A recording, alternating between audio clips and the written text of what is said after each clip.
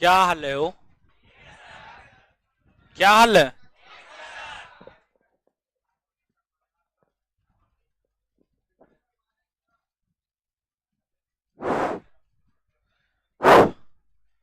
चलिए। तो बढ़िया है। पढ़ लिख रहे हैं ना? पढ़िए लिखिए मन से। लाइव किए हो?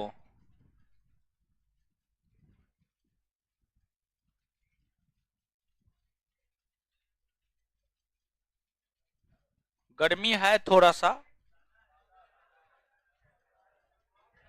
थोड़ा सा है।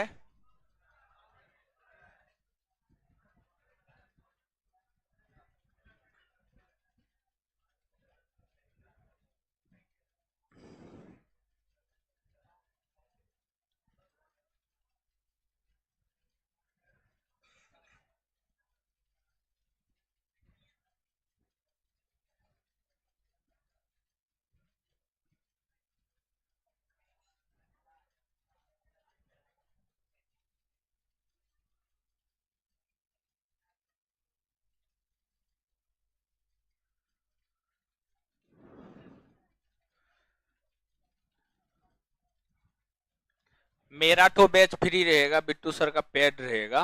इस चीज को ध्यान में रखिएगा। बिट्टू सर में लॉक लगा के रखिए, मेरा ओपन रखिए।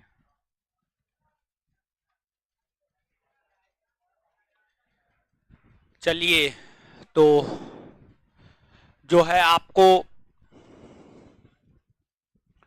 पढ़ा रहे थे भारतीय संघ और उसके राज्य क्षेत्र। भारतीय संघ और उसके राज्य क्षेत्र पढ़ा रहे थे। तो देखते हैं इसको क्या है नहीं है। लगभग वो चैप्टर तो खत्म हो जाना चाहिए हो।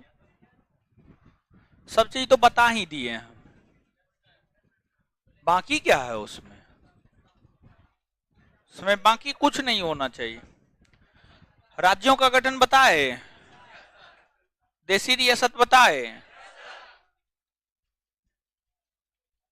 अनुच्छेद 1 2 3 4 बताए, 4 ने बताए। चलिए सुनिए अब। देखिए अनुच्छेद 4 क्या कहता है जानते हैं? अनुच्छेद 4 यह कहता है कि एक और अनुच्छेद एक और सॉरी सॉरी सॉरी अनुच्छेद 4 यह कहता है कि अनुच्छेद 2 और 3 के तहत जो परिवर्तन हुए हैं वह संविधान संशोधन नहीं माने जाएंगे। क्यों नहीं माने जाएंगे? इस वजह से नहीं माने जाएंगे क्योंकि अनुच्छेद 2 और 3 के तहत जो परिवर्तन हुए हैं वह साधारण बहुमत के आधार पर हुए हैं। इसी वजह से उसे संविधान संशोधन नहीं माना जाएगा। यह बात कहता है आपको अनुच्छेद 4। इसके बाद आपको 100वां संविधान संशोधन, 100वां संविधान संशोधन की हम बात करें, ऐसे थोड़े अनलॉक कर देंगे। क्या बात करते हैं आप लोग? कुछ भी कुछ भी।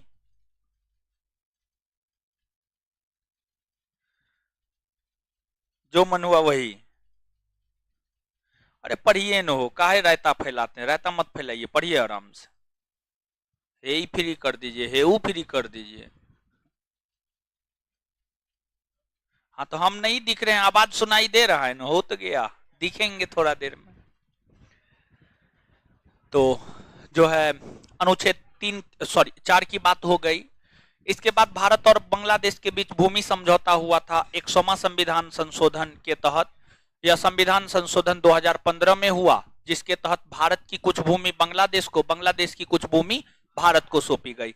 लिखिएगा।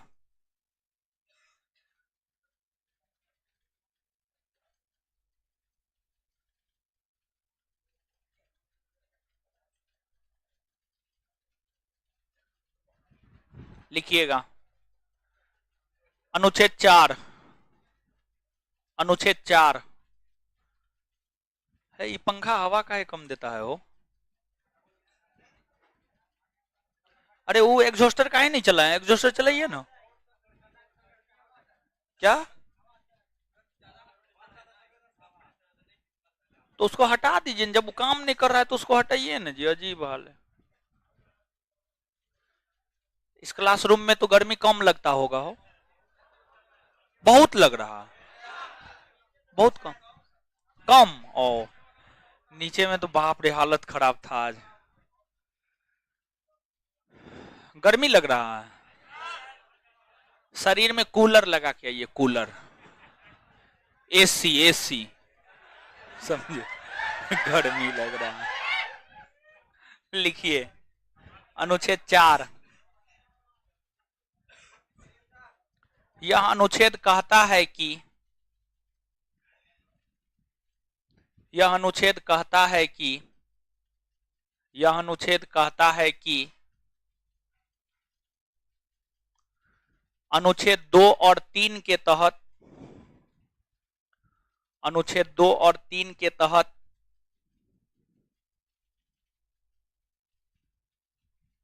जो परिवर्तन हुए हैं, जो परिवर्तन हुए हैं,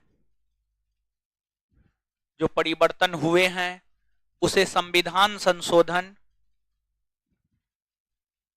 उसे संविधान संशोधन, उसे संविधान संशोधन नहीं माना जाएगा, उसे संविधान संशोधन नहीं माना जाएगा, क्योंकि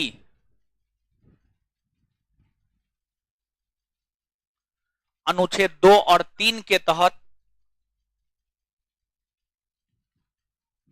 क्योंकि अनुच्छेद 2 और 3 के तहत, अनुच्छेद 2 और 3 के तहत परिवर्तन, परिवर्तन साधारण बहुमत के आधार पर, क्योंकि अनुच्छेद 2 और 3 के तहत परिवर्तन साधारण बहुमत के आधार पर, साधारण बहुमत के आधार पर हुए हैं, आधार पर हुए हैं। आगे, आगे लिखिएगा 100वां, उसी में नहीं, उससे आगे 100वां संविधान संशोधन, 100वां संविधान संशोधन, 100, 100, 1 पर 2 जीरो, 100वां संविधान संशोधन, 100वां संविधान संशोधन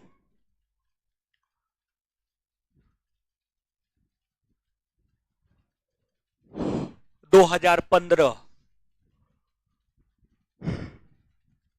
100वां संविधान संशोधन 2015 के तहत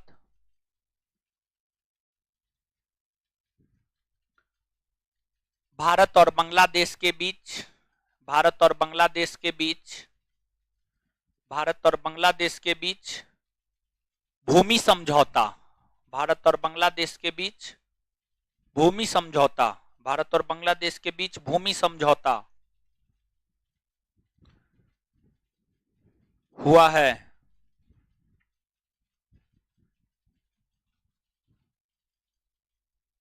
चलिए अब थोड़ा सा जगह छोड़ दीजिए, अगला चैप्टर हेडिंग मारिए नागरिकता, सिटीजनशिप, नागरिकता, सिटीजनशिप।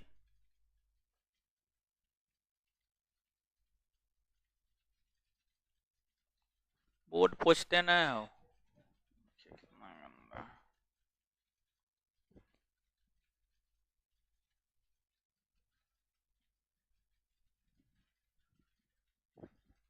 चलिए समझते हैं अब नागरिकता को।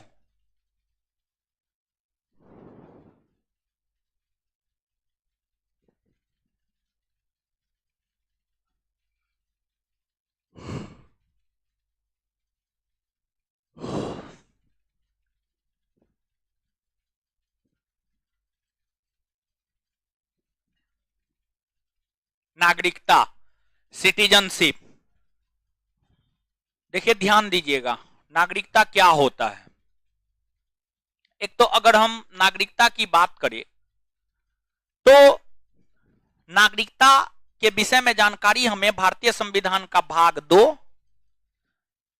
2 और अनुच्छेद 5 से 11, अनुच्छेद 5 से 11 ये हमें नागरिकता के विषय में जानकारी प्रदान करता है। ये अनुच्छेद हमें नागरिकता के विषय में जानकारी प्रदान करता है। भारतीय संविधान का भाग 2 अनुच्छेद 5 से 11 हमें नागरिकता के विषय में जानकारी प्रदान करता है। अब यहां पर प्रश्न यह उठता है कि नागरिकता क्या होता है, नागरिकता का क्या होता है, अर्थात नागरिकता का परिभाषा।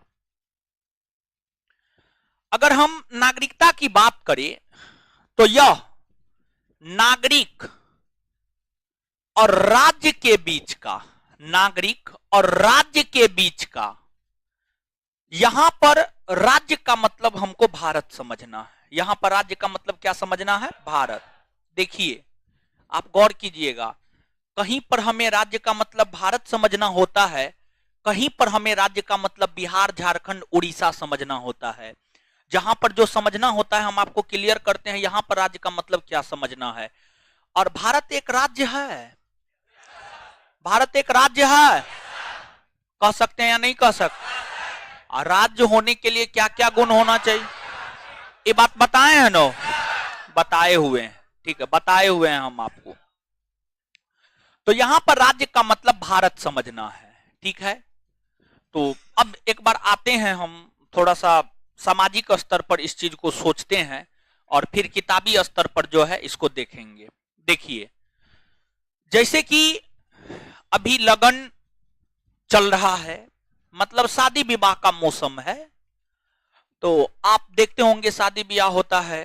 तो शादी विवाह में क्या होता है, दो परिवारों के बीच संबंध स्थापित होता है। शादी विवाह में दो परिवारों के बीच संबंध स्थापित होता है, और जब दो परिवार के बीच संबंध स्थापित होता है तो दोनों परिवार एक दूसरे के लिए उत्तरदायी हो जाता है।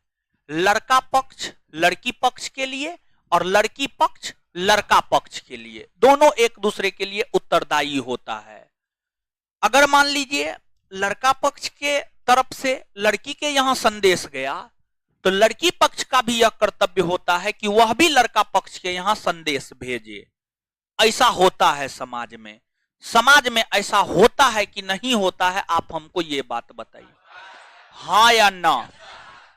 या फिर इसको भी ऐसे समझिएगा और थोड़ा सा नजदीकी सी, मान लीजिए किसी लड़की का विवाह किसी लड़का के साथ हुआ, किसी लड़का का विवाह किसी लड़की के साथ हुआ, तो दोनों एक दूसरे के प्रति दोनों एक दूसरे के प्रति उत्तरदायी होता है या नहीं होता है, आप हमको ये बात बताइए। दोनों एक दूसरे के प्रति उत्तरदायी होता है, हाँ या ना। दोनों एकदम एक दूसरे के प्रति जो है आपको उत्तरदायी होता है। और अगर मान लीजिए दोनों एक दूसरे के प्रति उत्तरदायी नहीं होता है, तो इस स्थिति में संबंध खराब हो जाता है, संबंध टूट जाता है, समझ गए, ये चीज होता है। तो जैसे विवाह, विवाह की हम बात करें तो विवाह एक बंधन है, और लड़का लड़की के बीच जब विवाह होता है तो दोनों एक दूसरे के प्रति उत्तरदायी हो जाता है। कुछ उत्तरदायी तो लड़की को निभाना होता है, कुछ उत्तरदायी तो लड़का को निभाना होता है। लड़की को घर का काम करना होता है सामान्य तौर पर, और लड़का को पैसा कमा करके लाना होता है, समझ गए। लड़का पैसा कमा करके लाएगा तब ना खाना पीना बनाएगी वो, तब ना खाइएगा। और मान लीजिए आप पैसा कमा के लाए लेकिन आपकी बीवी खाना पीना नहीं बनाई, तो भूखे ना रहना पड़ेगा हो।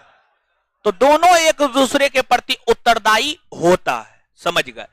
तो अब समझिएगा यहां पर नागरिकता, हे भगवान, हाँ तो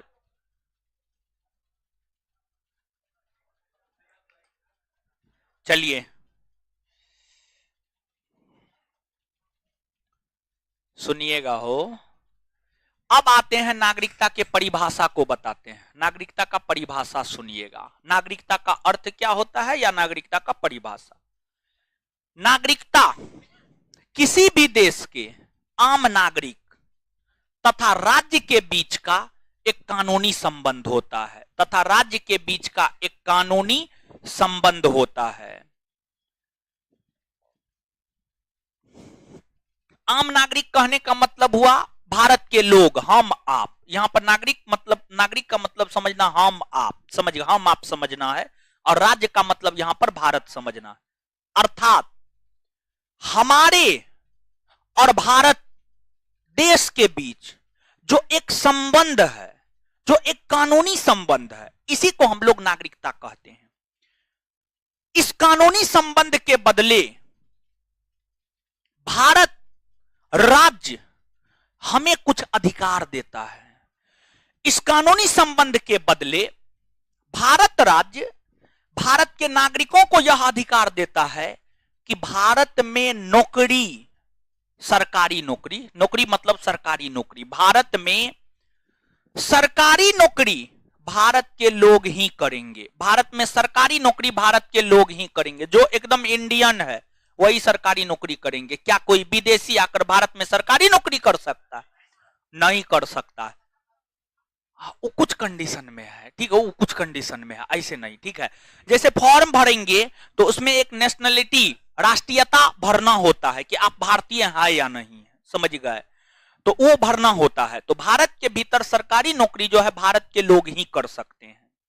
फिर आपको भारत के भीतर संवैधानिक पद जैसे राष्ट्रपति, उपराष्ट्रपति, प्रधानमंत्री, राज्यपाल, ये सभी संवैधानिक पद सिर्फ भारत के नागरिक ही ये सभी संवैधानिक पद पर बैठ सकते हैं। ये सभी संवैधानिक पद पर सिर्फ भारत के नागरिक ही बैठ सकते हैं, दूसरा कोई नहीं बैठ सकता है।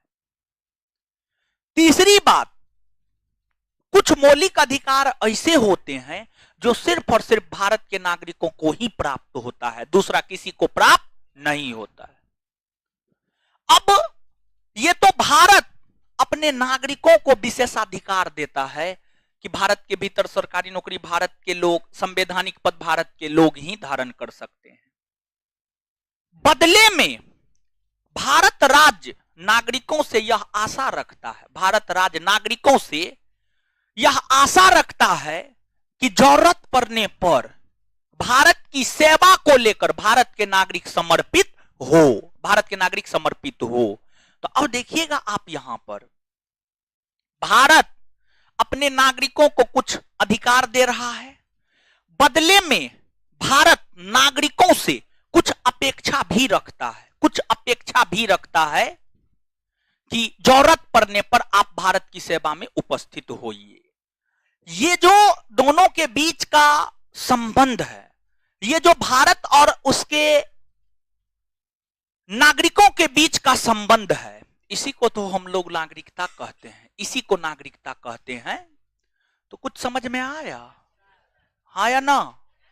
हाँ, तो सीधा एक लाइन में याद रखना है, भारत के आम नागरिक तथा भारत देश के बीच जो कानूनी संबंध है, जिस कानूनी संबंध के बदले भारत के लोग को भारत कुछ विशेषाधिकार देता है, बदले में भारत लोगों से कुछ अपेक्षा रखता है, इसी को हम लोग नागरिकता कहते हैं।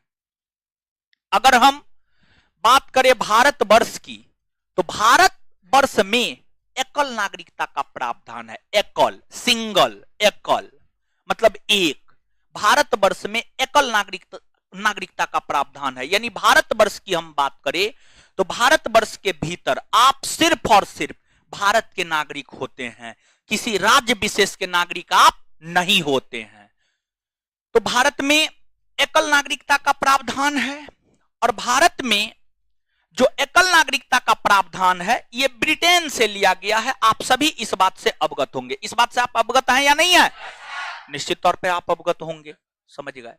वहीं अगर हम बात करें अमेरिका की, तो अमेरिका में दोहरी नागरिकता है। अमेरिका में दोहरी नागरिकता है। अमेरिका के भीतर कोई व्यक्ति पहले प्रांत का नागरिक होता है, फिर अमेरिका का नागरिक होता है। मान लीजिए अलास्का प्रांत में कोई व्यक्ति जन्म लिया है तो वह पहले अलास्का का नागरिक है, फिर वह अमेरिका का नागरिक है। अमेरिका के दक्षिणी डकोटा प्रांत में कोई व्यक्ति जन्म लिया है तो वह पहले दक्षिणी डकोटा का नागरिक है, फिर अमेरिका का नागरिक है।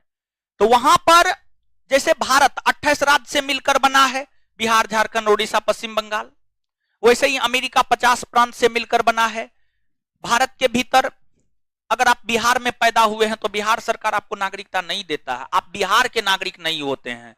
आप उत्तर प्रदेश में पैदा हुए हैं तो आप उत्तर प्रदेश के नागरिक नहीं होते, आप झारखंड में पैदा हुए तो आप झारखंड के नागरिक नहीं होते हैं।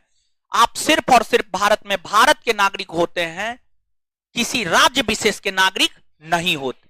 लेकिन वहीं अमेरिका और स्विट्जरलैंड जैसे देशों में आप राज्य के भी नागरिक होते हैं, वहां पर राज्य की सरकार भी आपको नागरिकता देता है और वहां की केंद्र की सरकार भी आपको नागरिकता देता है। तो अमेरिका और स्विट्जरलैंड जैसे देशों में आपको दो दो नागरिकता प्राप्त होती है, अर्थात अमेरिका और स्विट्जरलैंड में कैसी नागरिकता है? दोहरी कैसी नागरिकता? दोहरी। अब देखिएगा, किसी भी देश में अगर हम नागरिक की बात करें तो किसी भी देश में जो नागरिक होता है वह दो प्रकार का होता है। किसी भी देश में नागरिक दो प्रकार का होता है, एक देशी और दूसरा विदेशी। एक देशी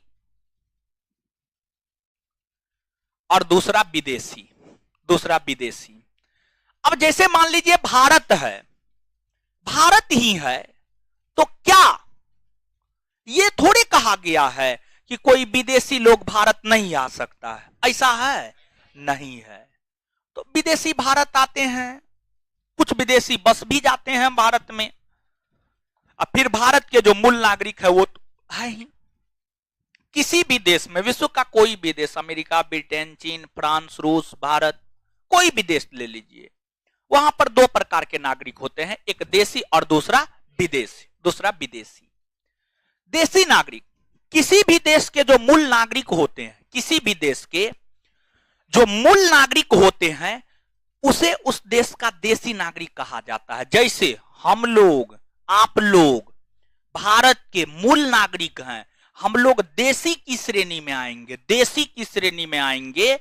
और जो लोग देशी नागरिक की श्रेणी में आते हैं उनसे भारत की नागरिकता किसी भी सिचुएशन में समाप्त नहीं हो सकती है। यानी हमारी और आपकी भारत की नागरिकता नहीं छीनी जा सकती है। आप अपराध कीजिएगा, आपको सजा दे दिया जाएगा, लेकिन हम लोग मूल तौर पर भारत के नागरिक हैं, तो हम लोगों की नागरिकता नहीं छीनी जा सकती है। इस बात को आप याद रखिएगा।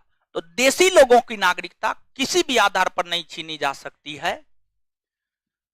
वहीं विदेशी की हम बात करें, अब मान लीजिए अमेरिका का, रसिया का, फ्रांस का, जर्मनी का लोग भारत आ गया है, तो भारत के संदर्भ में अमेरिका, रसिया, फ्रांस, जर्मनी के लोग विदेशी नागरिक होंगे। कैसे नागरिक होंगे? विदेशी।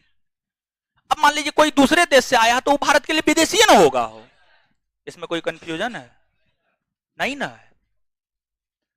अब अगर हम विदेशी नागरिकों की भी बात करें तो विदेशी नागरिक भी दो प्रकार के होते हैं। विदेशी नागरिकों की अगर हम बात करें तो विदेशी नागरिक भी दो प्रकार के होते हैं। एक आपको शत्रु देश का विदेशी नागरिक और दूसरा आपको मित्र देश का विदेशी नागरिक। मित्र देश का विदेशी नागरिक। अब भारत के संदर्भ में शत्रु देश किसे कहा जाता है? भारत के संदर्भ में शत्रु देश उन देशों को कहा जाता है जिन देशों के साथ भारत का युद्ध हुआ हो, जिन देशों के साथ भारत का युद्ध हुआ हो, भारत के साथ संबंध बेहतर ना रहा हो, जैसे कि पाकिस्तान और चाइना। पाकिस्तान के साथ आजादी से लेकर आज तक हम लोगों का युद्ध होते रहा है। 1947-48 में, फिर 1965 में, 1971 में, 1999 में, ये तमाम युद्ध भारत और पाकिस्तान के बीच हुए हैं। फिर भारत और चाइना के बीच 1962 में, 1962 में भारत का जिन देशों के साथ युद्ध हुआ हो उन देशों को भारत के संदर्भ में शत्रु देश माना जाता है और वहां के नागरिक को भारत के संदर्भ में शत्रु देश का विदेशी नागरिक माना जाता है। अर्थात भारत के संदर्भ में पाकिस्तान, चाइना शत्रु देश है और वहां के नागरिक शत्रु देश के विदेशी नागरिक। फिर मित्र देश। भारत की हम बात करें तो वैसे देश जिसके साथ भारत का संबंध बेहतर हो, कभी भारत का उन देशों के साथ युद्ध ना हुआ हो, उन देशों को है, छोड़िए न उसको, है बकलोल भी हैं हो। ए भगवान, बताइए, हम बता रहे हैं वो जो है उधर कुछ कर रही है नोट में, रूम पे जाकर के करिएगा तो नहीं होगा। रूम पे बैठ करके खाली यूट्यूब चलाते हैं, मोबाइल चलाते हैं, एकदम पूरा बकलोल है। चलिए यहां पे सुनिए, सुनिए यहां पे, सुनिए यहां पे, ठीक है। अब सुनिएगा, अगर हम मित्र देश की बात करें तो भारत के संदर्भ में वैसे देश जिसके साथ भारत का संबंध अच्छा रहा हो, भारत का कभी उन देशों के साथ युद्ध नहीं हुआ हो, उन देशों को ही भारत के संदर्भ में मित्र देश, जैसे अमेरिका हो गया, रसिया हो गया, जर्मनी हो गया, फ्रांस हो गया, ये सभी देश भारत के संदर्भ में मित्र देश। अब देखिएगा भाई जी लोग, अब एक बात और समझाते हैं, फिर यहां पे आएंगे, ठीक है, अपने स्तर पर समझिएगा, इसके बाद तो फिर अपना आएंगे ही। देखिए, जैसे मान लीजिए कि आपका अपना घर है, आपके अपने घर में आपको कोई भी काम करने से रोका जा सकता है? नहीं रोका जा सकता है। लेकिन वही मान लीजिए आप कहीं मेहमानी गए, मेहमानी का मतलब समझते हैं ना, कुटमैती, और इसका भी मतलब नहीं समझते हैं। मान लीजिए कि शादी ब्याह हुआ आपका, आप अपने ससुराल गए, और शादी ब्याह नहीं हुआ है तो बहन वहन है तो बहन के ससुराल गए, या भाई है तो भाई के ससुराल गए, समझ गए, कुछ भी उसी को कहा जाता है।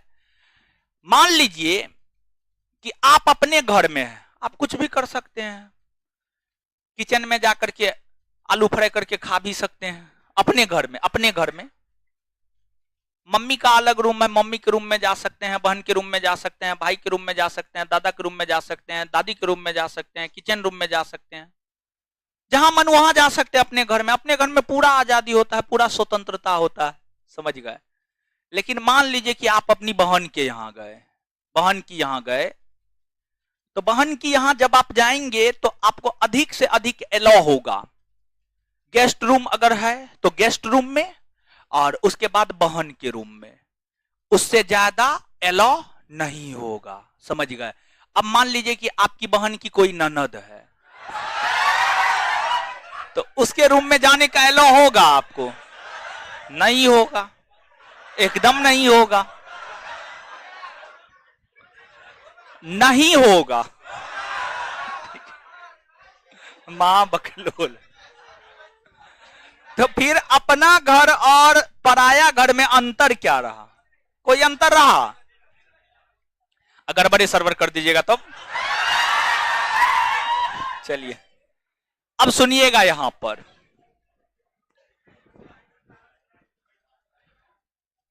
अब देखिएगा, जैसे नागरिकता के विषय में जानकारी हमें भारतीय संविधान का भाग 2 अनुच्छेद 5 से 11 देता है, वैसे ही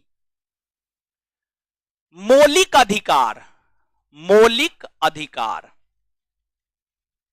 फंडामेंटल राइट के विषय में जानकारी हमें भारतीय संविधान का अनुच्छेद 12 से अनुच्छेद 35 देता है। ये जो मौलिक अधिकार है 12 से 35 अपने घर में सब प्राप्त होगा। अगर आप भारत के हैं, मतलब अगर आप देशी हैं, तो आपको अनुच्छेद 12 से लेकर 35 तक सब मौलिक अधिकार प्राप्त होगा। जैसे अपने घर में आपको सब अधिकार प्राप्त होता है, वैसे ही भारत के नागरिकों को सभी मौलिक अधिकार प्राप्त होते हैं। लेकिन अगर हम विदेशी नागरिकों की बात करें तो विदेशी नागरिकों को सभी मौलिक अधिकार प्राप्त नहीं होते हैं, सभी मौलिक अधिकार प्राप्त नहीं होते हैं। जैसे बहन के घर में आपको सब अधिकार नहीं होगा, वैसे ही विदेशी नागरिकों को सभी अधिकार प्राप्त नहीं होते हैं। अनुच्छेद 12 से 35 में 5 मौलिक अधिकार ऐसे हैं जो विदेशी नागरिकों को प्राप्त नहीं होते हैं। वो है अनुच्छेद 15, 16, 19, 29 और 30। ये 5 अनुच्छेद में जो मौलिक अधिकार है, ये 5 अनुच्छेद 15, 16, 19, 29 और 30 में जो मौलिक अधिकार है ये विदेशियों को प्राप्त नहीं होता है, नहीं होता है। मान लीजिए कि कोई पाकिस्तान का लोग आ गया, रसिया का लोग आ गया, तो उस सबको ई 5 गो मौलिक अधिकार प्राप्त नहीं होगा, ई 5 गो मौलिक अधिकार प्राप्त नहीं होगा। बात क्लियर है? ई 5 के अलावा जो अन्य है वो प्राप्त होता है, वो प्राप्त होता है। ई 5 के अलावा जो अन्य है, अनुच्छेद 14, 17, 18, 20, 21,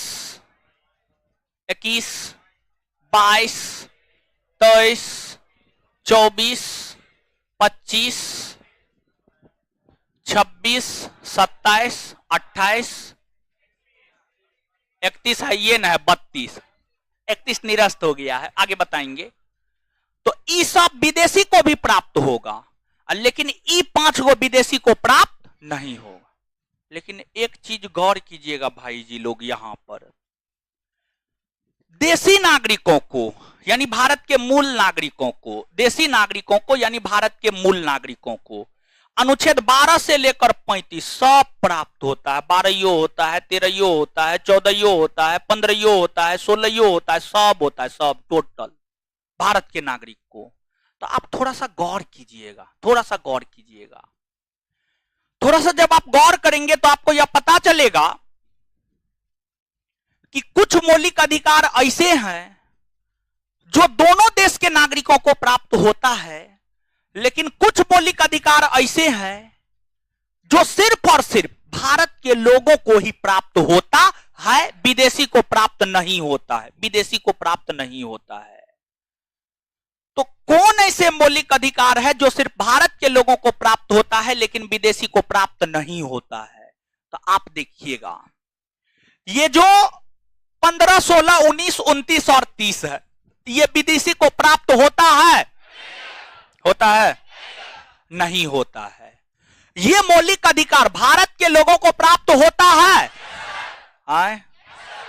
12 से 35 सब प्राप्त होता है। क्या ये अनुच्छेद 12 से 35 के बीच में नहीं है? मतलब ये प्राप्त भारतीयों को होता है, और क्या ये विदेशी को प्राप्त होता है?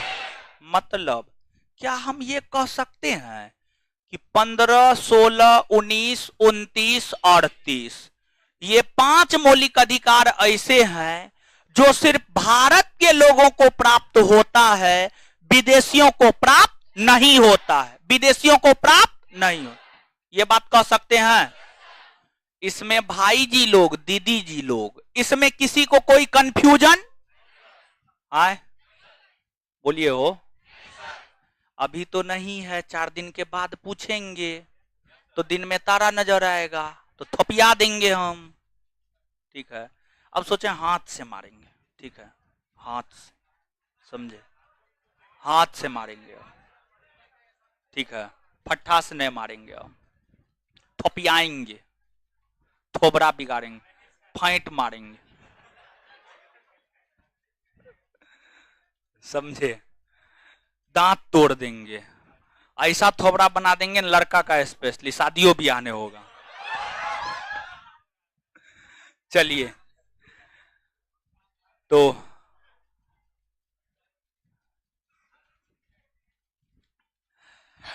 ये चीज है। क्या बता रहे थे? हाँ, तो 15, 16, 19, 29 और 30 ये 5 ऐसे मौलिक अधिकार है जो सिर्फ और सिर्फ किसको प्राप्त होता है? भारतीय को। विदेशी को प्राप्त होता है? नहीं ना प्राप्त होता, याद रखिएगा ना, कोई दिक्कत नहीं ना। अब एगो और अनुच्छेद है, और वो अनुच्छेद है अनुच्छेद 22। अनुच्छेद 22, अनुच्छेद 22 को लेकर के अब बात करते हैं। जानते हैं, स्पेशली अनुच्छेद 22 को बताने के लिए ही, ठीक है? बैठना है, आना है, क्लास आना है, आ जाइए, क्लास आना है, आ जाइए ना। नहीं क्या कोई दिक्कत है? क्या क्या बोलिए ना। सामान देना है तो दे दीजिए ना, हो जाइए, ले लीजिए, हो दे दीजिए आकर के।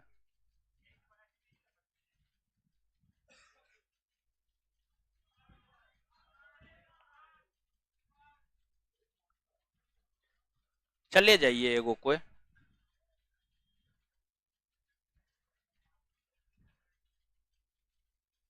चलिए, तो आप लोग यहां पे आइएगा। अब आते हैं हम लोग अनुच्छेद 22 को समझते हैं, ठीक है। और जानते हैं स्पेशली अनुच्छेद 22 को बताने के लिए ही विदेशी नागरिकों को दो भाग में बांटे थे, शत्रु और मित्र, शत्रु और मित्र।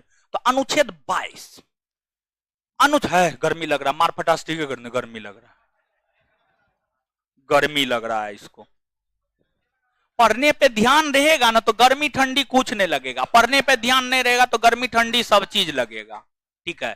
तो अब देखिएगा, ध्यान दीजिएगा आपको। हाँ, अनुच्छेद 22, अनुच्छेद 22 की हम बात करें तो जो अनुच्छेद 22 है इसमें है गिरफ्तारी के विरुद्ध संरक्षण, गिरफ्तारी के विरुद्ध संरक्षण।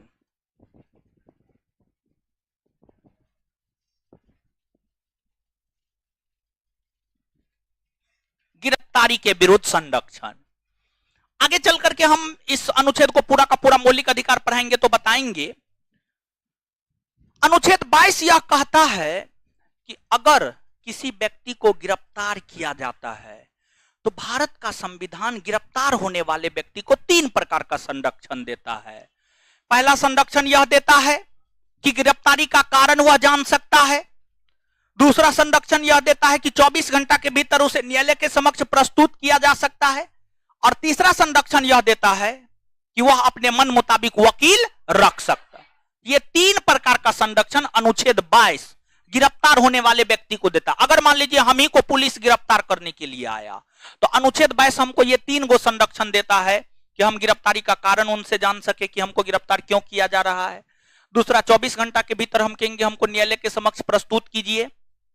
और तीसरा, हम अपने मन मुताबिक वकील कोर्ट में रख सकते हैं। ये 3 संरक्षण हमको प्राप्त होता है।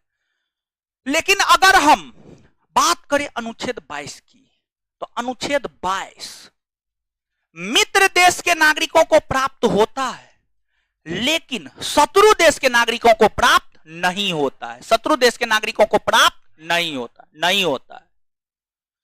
अगर अमेरिका के किसी व्यक्ति को भारत में गिरफ्तार किया गया है तो उसको अनुच्छेद 22 मिलेगा, मतलब वो गिरफ्तारी का कारण जान सकता है। लेकिन अगर पाकिस्तान के किसी व्यक्ति को भारत में गिरफ्तार किया गया है तो उसे गिरफ्तारी का कारण बताने का कोई औचित्य नहीं है। उसको गिरफ्तार करके 3rd डिग्री टॉर्चर किया जाएगा, समझे, सीधा, वो कुछ नहीं, उसको कोई संरक्षण नहीं। बात क्लियर है? तो ये चीज है। तो शत्रु देश के नागरिकों को अनुच्छेद 22 प्राप्त नहीं होता है। मित्र देश के, तुरंत 3 गो लाइट बंद कीजिए नहीं तो कोकियाने लगेगा, ठीक है। अरे जल्दी कीजिए ना, हो तो करबे करेगा। अरे कीजिए ना, कोकियाने लगता है, ठीक है। तो अब सुनिएगा, बोले ना कोकियाने लगेगा, हमको पता है, ठीक है। अरे उसमें पानियों और नहीं देता, ये सब देखो वो नहीं करता है, ठीक है। 1 सेकंड में आ जाएगा, जनरेटर है ना, 1 सेकंड में आ जाएगा। वो ऑटोमेटिक वाला जो है ना, ये लोग पता नहीं कैसे क्या कर दिया है, ऑटोमेटिक वाला खराब कर दिया है। ये पंखा को इस पर से हटाइए पहले, ठीक है।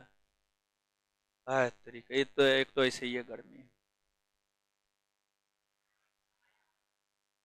कहाँ मर गया का हो?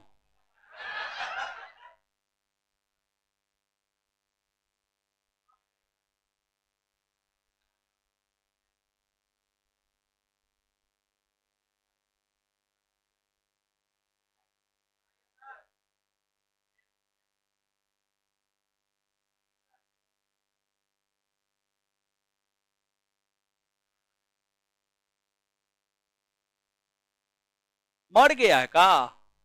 क्या बोल? तो उससे क्या मतलब, जनरेटर स्टार्ट करवाइए ना जी।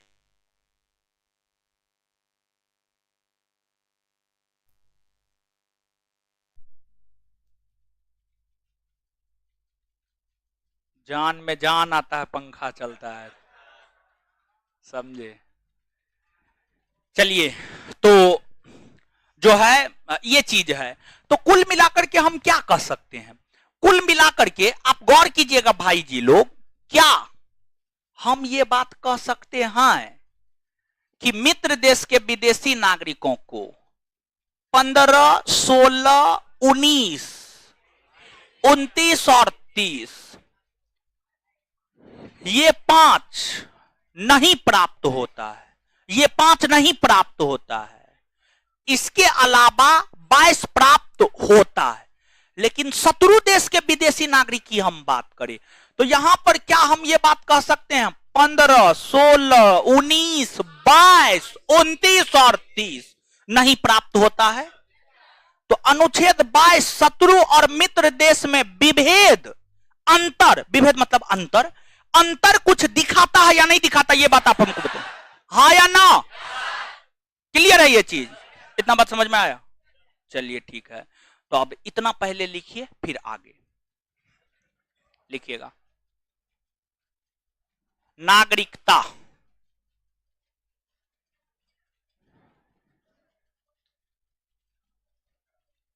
लिखिएगा।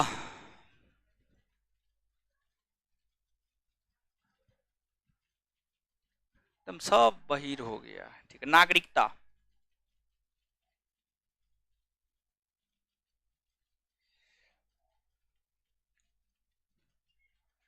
बताइए, तो अप्रैले है, मई में तो और जान मरेगा। 1 महीना बड़ी कष्ट है जीवन में। अरे कोई दिक्कत नहीं है, जो पसीना से नहाता वही इतिहास बदलता है। पसीना से नहाना सीखिए। नागरिकता डैश देकर,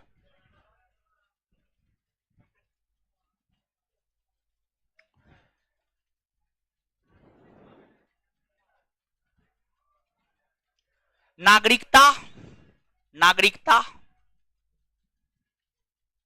नागरिक और राज्य के बीच का, नागरिकता नागरिक और राज्य के बीच का, नागरिकता नागरिक और राज्य के बीच का एक कानूनी संबंध होता है, एक कानूनी संबंध होता है, एक कानूनी संबंध होता है।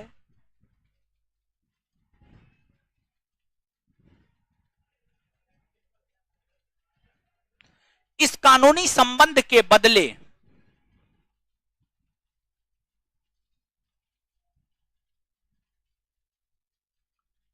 इस कानूनी संबंध के बदले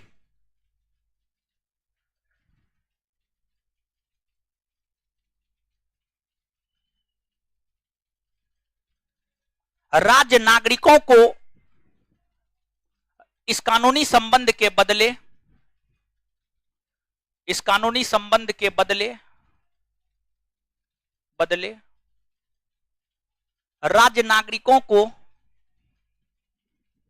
राज्य नागरिकों को कुछ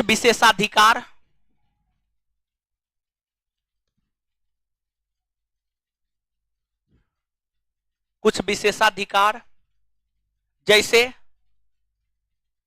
सरकारी नौकरी पाने का अधिकार,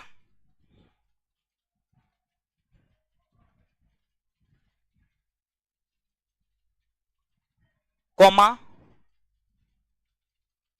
संवैधानिक पद पाने का अधिकार, संवैधानिक पद पाने का अधिकार,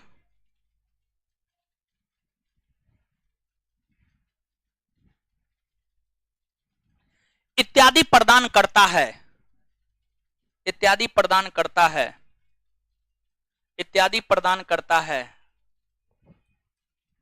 इत्यादि प्रदान करता है। बदले में राज्य नागरिकों से, बदले में राज्य नागरिकों से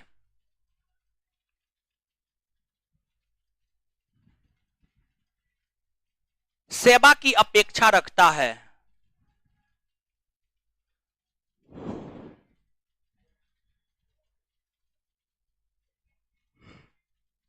अब नीचे से लिखिएगा, नीचे से नेक्स्ट पॉइंट। भारतीय संविधान के भाग 2 में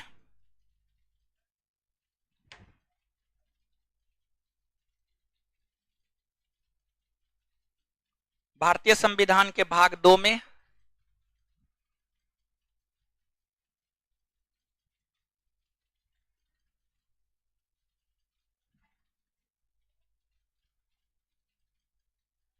भारतीय संविधान के भाग 2 में नागरिकता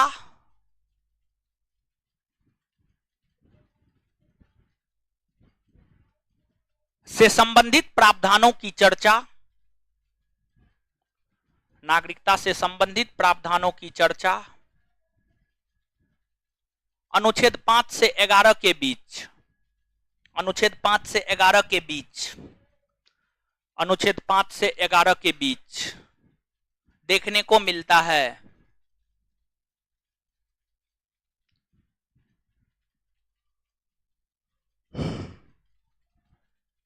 उसी में कंटिन्यू कीजिएगा। भारत में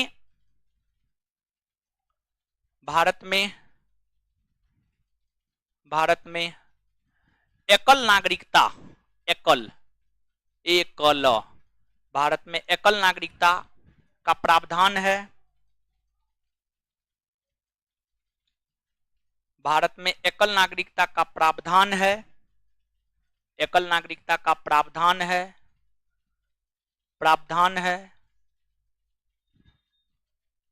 यह प्रावधान ब्रिटेन से लिया गया है, यह प्रावधान ब्रिटेन से लिया गया है।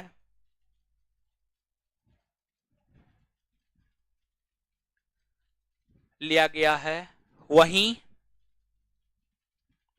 यह प्रावधान ब्रिटेन से लिया गया है। वहीं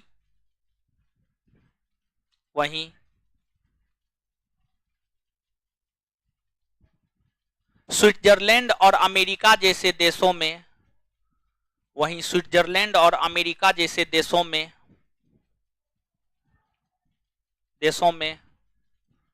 दोहरी नागरिकता का प्रावधान है। स्विट्जरलैंड और अमेरिका जैसे देशों में दोहरी नागरिकता का प्रावधान है, दोहरी नागरिकता का प्रावधान है।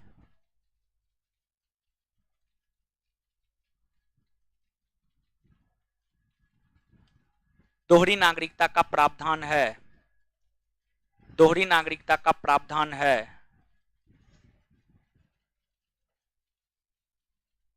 आगे लिखिएगा,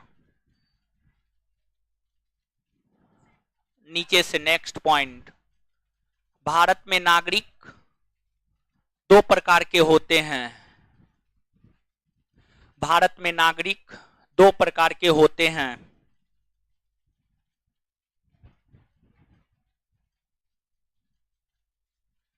भारत में नागरिक दो प्रकार के होते हैं। भारत में नागरिक दो प्रकार के होते हैं, एक में देशी, दूसरे में विदेशी। एक में देशी, दूसरे में विदेशी।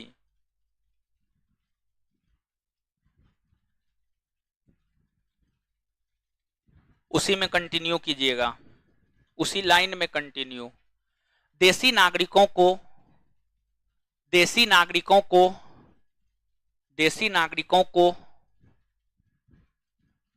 समस्त मौलिक अधिकार,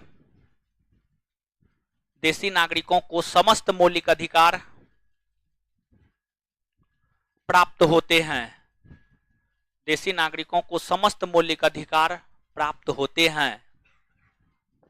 बारी बारी से ऊपर से लोग ऑफिस में जा रहा है, क्या है, सब आराम करने जाता है क्या? अच्छा,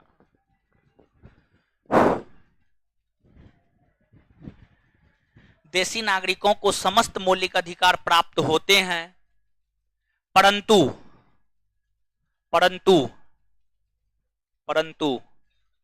विदेशी नागरिकों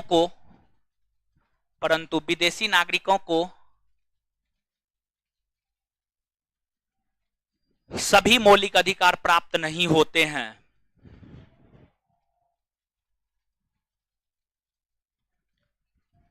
देशी नागरिकों को समस्त मौलिक अधिकार प्राप्त होते हैं।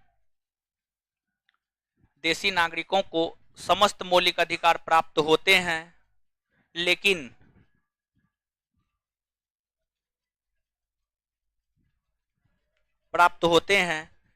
या परंतु विदेशी नागरिकों को सभी मौलिक अधिकार प्राप्त नहीं होते हैं।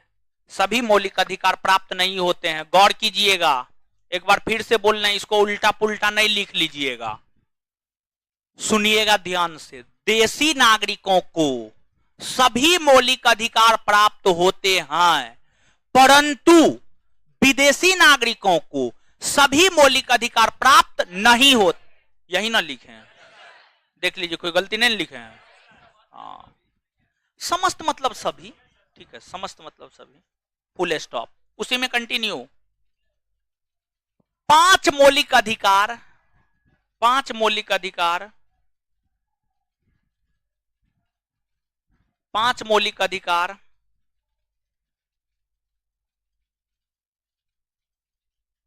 अनुच्छेद 15,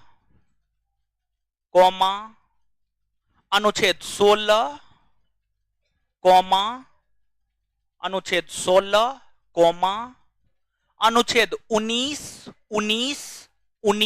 1 पर 9 19, अनुच्छेद 29 और अनुच्छेद 30।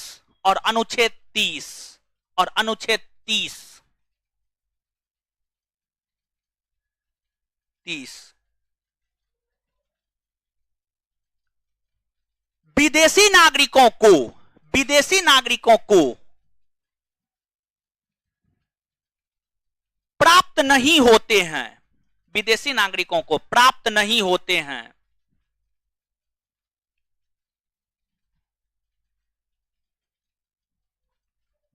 Full stop. ये पांचों ऐसे मौलिक अधिकार हैं, उसी में कंटिन्यू लिखिएगा।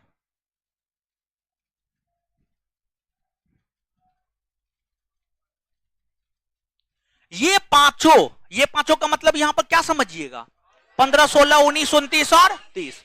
ये पांचों मौलिक अधिकार, हाँ उसी में, और ये पांचों ऐसे मौलिक अधिकार हैं,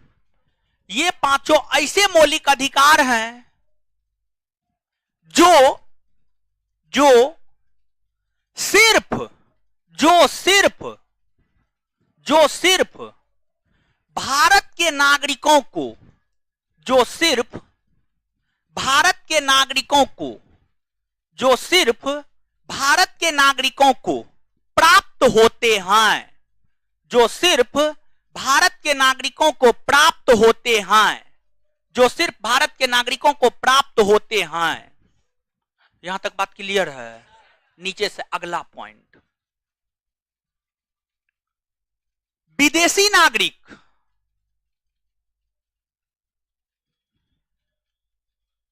नागरिक दो प्रकार के होते हैं।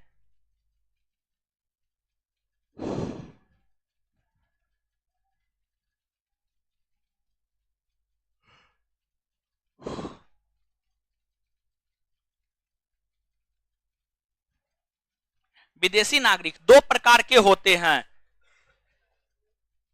एक नंबर में शत्रु देश का विदेशी नागरिक, दो नंबर में मित्र देश का विदेशी नागरिक। अब नीचे से लिखिएगा, शत्रु देश का विदेशी नागरिक,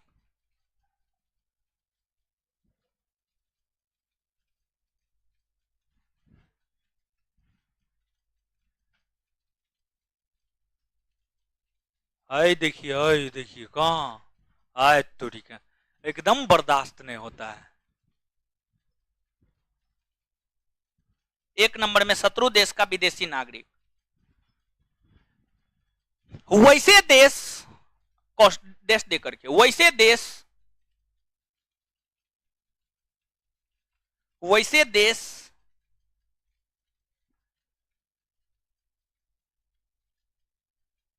वैसे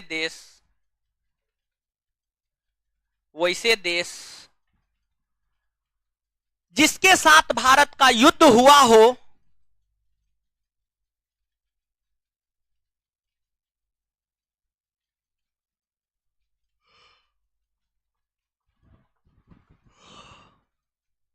वैसे देश जिसके साथ भारत का युद्ध हुआ हो, या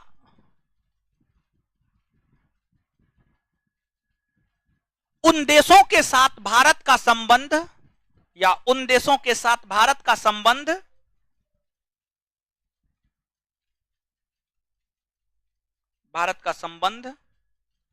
अच्छा नहीं हो,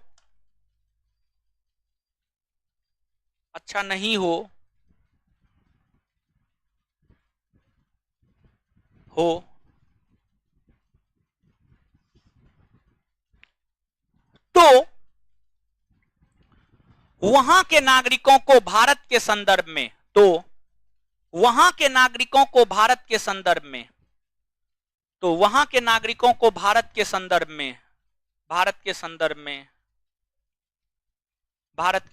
में शत्रु देश का विदेशी नागरिक माना जाता है, शत्रु देश का विदेशी नागरिक माना जाता है।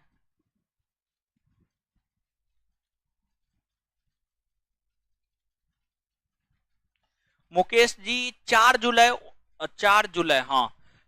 1947 को रखा गया था, 4 जुलाई 1947 को रखा गया था और पारित 18 जुलाई 1947। 4 जुलाई 1947 को रखा गया था, पारित 18 जुलाई 1947। ऑनलाइन वाला को बोल रहे थे, माना जाता है। जैसे चीन और पाकिस्तान के नागरिक, जैसे चीन और पाकिस्तान के नागरिक,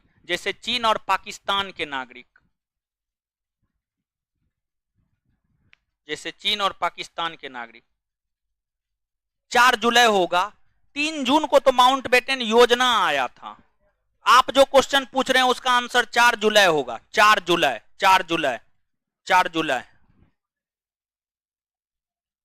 आगे लिखिएगा, मित्र देश का विदेशी नागरिक, जैसे चीन पाकिस्तान ना, युद्ध थोड़े हुआ है, वो शासन किया है, वो अलग संदर्भ। आगे, मित्र देश का विदेशी नागरिक,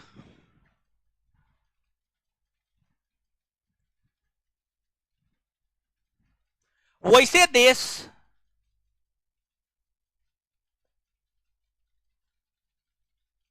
जिसके साथ भारत का संबंध,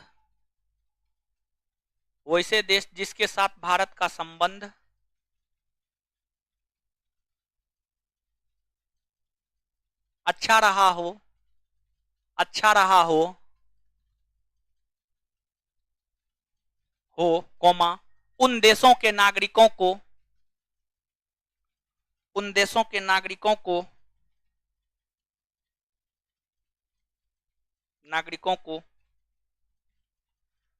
मित्र देश का नागरिक समझा जाता है, जैसे अमेरिका, रसिया इत्यादि, अमेरिका, रूस इत्यादि, जैसे अमेरिका, रूस इत्यादि, रूस इत्यादि। अब नीचे से नोट देकर के एगो पॉइंट लिखिएगा, जैसे अमेरिका, रूस इत्यादि। अब नोट देकर के एगो पॉइंट लिखिएगा, नोट, NOTE, नोट देकर के एक पॉइंट लिखिएगा। अनुच्छेद 22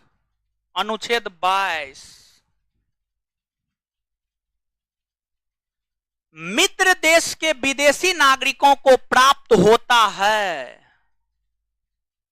अनुच्छेद 22 मित्र देश के विदेशी नागरिकों को प्राप्त होता है,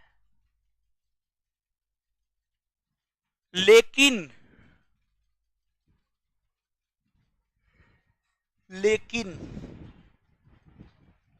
शत्रु देश के विदेशी नागरिकों को लेकिन शत्रु देश के विदेशी नागरिकों को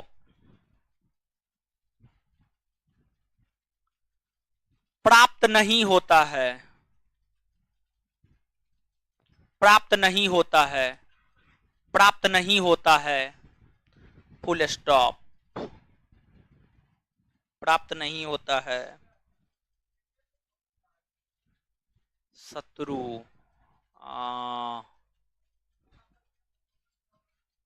फिर भी आजादी के बाद संबंध उसके साथ हमेशा ठीक रहा, उसके साथ भारत का युद्ध थोड़े हुआ है ना, हुआ है ना, ठीक रहा है ना। चलिए अब आगे जानते हैं, हो सकता कल ये बात हम आपको बताए होंगे कि संविधान में कोई भी छेड़छाड़ हो कौन करेगा, आप ही के बैच में बताएं। तो जो नागरिकता है, अगर हम नागरिकता की बात करें तो नागरिकता को लेकर जो कानून बनाने का अधिकार है, नागरिकता को लेकर कानून बनाने का अधिकार भारत की संसद को है, भारत की संसद यानी भारत की पार्लियामेंट को है, भारत की पार्लियामेंट को है। तो आपसे यह प्रश्न पूछा गया है कि नागरिकता को लेकर कानून बनाने का अधिकार किसे है, तो भारत की संसद को है। तो नोट में जो पॉइंट लिखे ना उसको पहला पॉइंट बना लीजिए और नोट में दूसरा पॉइंट लिखिएगा, जो पॉइंट लिखे उसको पहला पॉइंट बना लीजिएगा, नोट में दूसरा पॉइंट लिखिएगा। भारत में नागरिकता को लेकर, भारत में नागरिकता को लेकर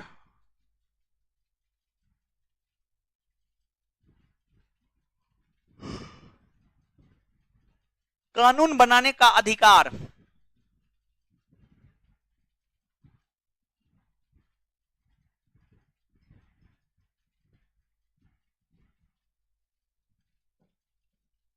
भारत की संसद को है।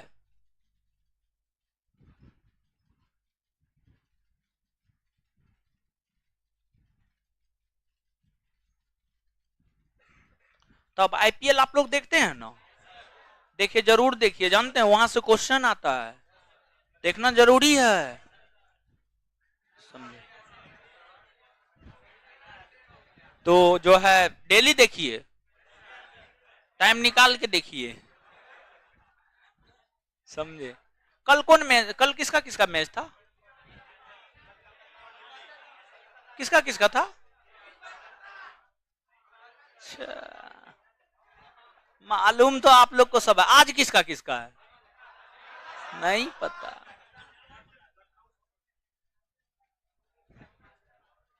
सबको सब पता है। ऐ आपकी बहन कहाँ है, भाग गई है, कहाँ है वो, ओ आपकी अपनी नहीं है, ओ नहीं तब कोई बात नहीं, हमको लगा आपकी अपनी बहन, तो नहीं आती है, हाँ आई है, स्टार्ट हो गया। चलिए तो अब जो है, हाँ अब देखिएगा एक चीज यहां पे सुनिएगा, समझिएगा। नागरिकता को लेकर के भारत की संसद ने एक कानून बनाया है, और नागरिकता को लेकर के भारत की संसद ने कानून कहां दिए हो,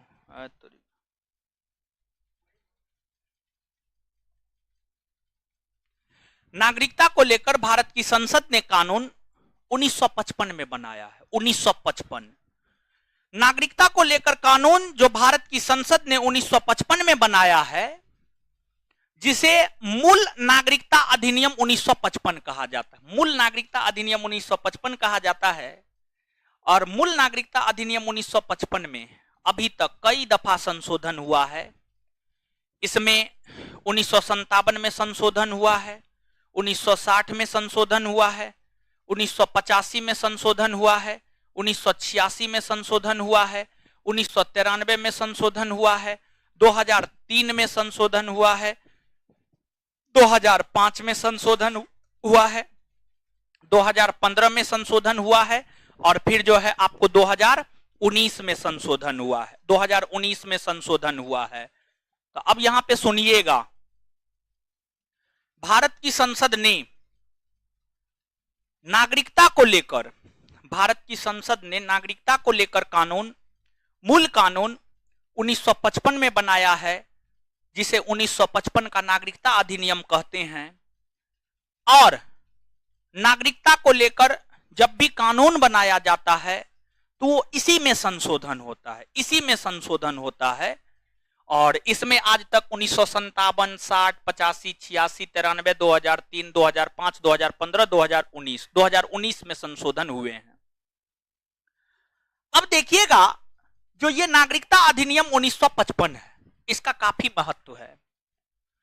इसका महत्व इस लिहाज से है क्योंकि यह जो नागरिकता अधिनियम 1955 है, नागरिकता अधिनियम 1955 ही हमें यह जानकारी प्रदान करता है कि भारत की नागरिकता कितने प्रकार से प्राप्त हो सकती है, भारत की नागरिकता कितने प्रकार से प्राप्त हो सकती है और भारत की नागरिकता कितने प्रकार से समाप्त हो सकती है, कितने प्रकार से समाप्त हो सकती है। गौर कीजिएगा इन चीजों के ऊपर। जो जो नागरिकता अधिनियम 1955 है, वही हमें यह जानकारी प्रदान करता है कि भारत की नागरिकता कितने प्रकार से प्राप्त हो सकती है और भारत की नागरिकता कितने प्रकार से समाप्त हो सकती है, कितने प्रकार से समाप्त हो सकती है। नागरिकता अधिनियम 1955 यह कहता है भारत की नागरिकता 5 प्रकार से समाप्त हो सकती है, 3 प्रकार से 5 प्रकार से प्राप्त हो सकती है, 3 प्रकार से समाप्त हो सकती है। सॉरी 5 प्रकार से प्राप्त हो सकती है और 3 प्रकार से समाप्त हो सकती है। तो जो 5 प्रकार से प्राप्त हो सकती है, जन्म, वंशीय परंपरा, पंजीकरण, देशीयकरण, भूमि विस्तार, ये 5 प्रकार है जिस आधार पर भारत की नागरिकता प्राप्त हो सकती है और 3 आधार पर समाप्त हो सकती है। पहला, परित्याग किए जाने पर, स्वेच्छा से आप भारत की नागरिकता का त्याग कर देते हैं। दूसरा, वंचित किए जाने पर। तीसरा, बर्खास्त किए जाने पर, तीसरा बर्खास्त किए जाने पर। ये 3 आधार है जिस पर भारत की नागरिकता समाप्त हो सकती है। तो 5 प्रकार से भारत की नागरिकता प्राप्त और 3 प्रकार से भारत की नागरिकता समाप्त हो सकती है। इस बात की चर्चा नागरिकता अधिनियम 1955 में, नागरिकता अधिनियम 1955 में, इस चीज को आप याद रखिएगा, समझ गए। अब देखिएगा भाई जी लोग, एक प्रश्न आपसे यह पूछा जाता है, गौर से सुनिएगा, समझिएगा। एक प्रश्न आपसे यह पूछा जाता है कि भारत के भीतर नागरिकता संबंधी प्रावधान किस ईस्वी से लागू हुए हैं? नागरिकता संबंधी प्रावधान किस ईस्वी से लागू हुए?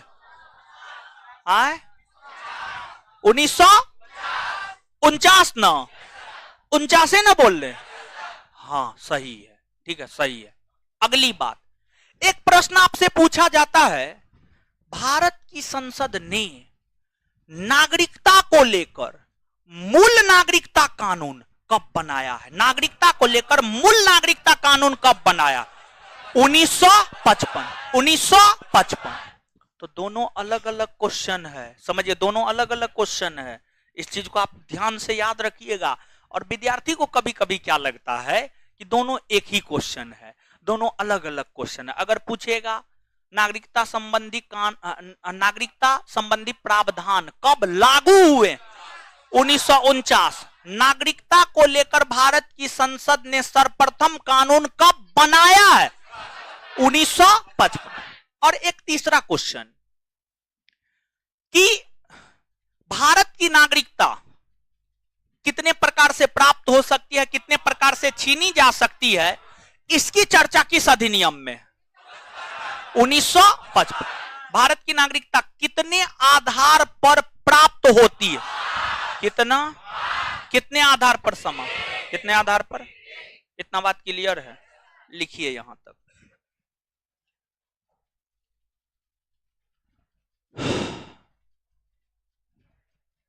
लिखिएगा। हाँ जी,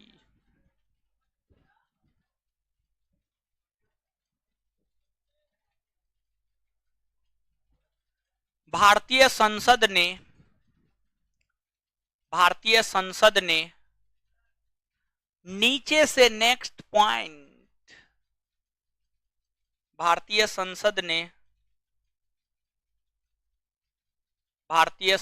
ने नागरिकता को लेकर मूल कानून, भारतीय संसद ने नागरिकता को लेकर मूल कानून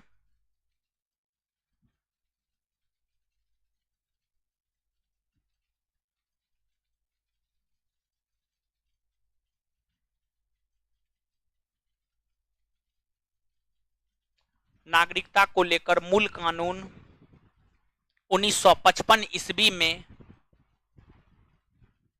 बनाया है।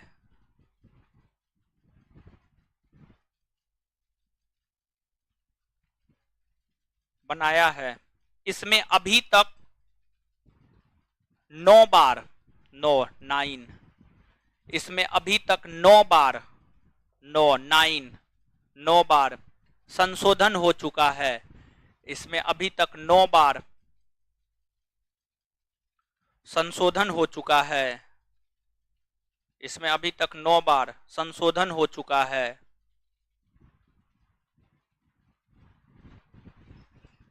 एक नंबर में 1957, 2 नंबर में 1960, 3 नंबर में 1985, 4 नंबर में 1986, फिर 1993,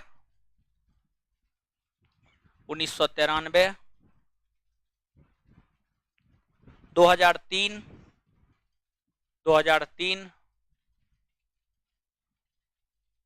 2005, 2015, 2019।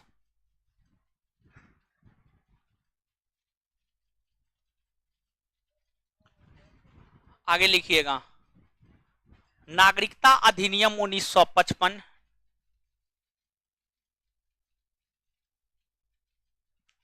नागरिकता अधिनियम 1955,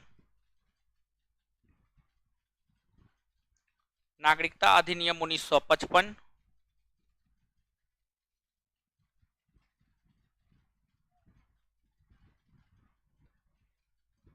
नागरिकता अधिनियम 1955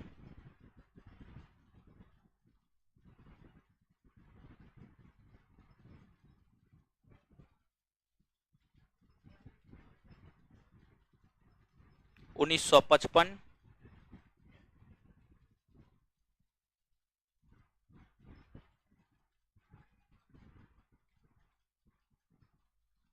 हमें यह जानकारी प्रदान करता है कि नागरिकता अधिनियम 1955 हमें यह जानकारी प्रदान करता है कि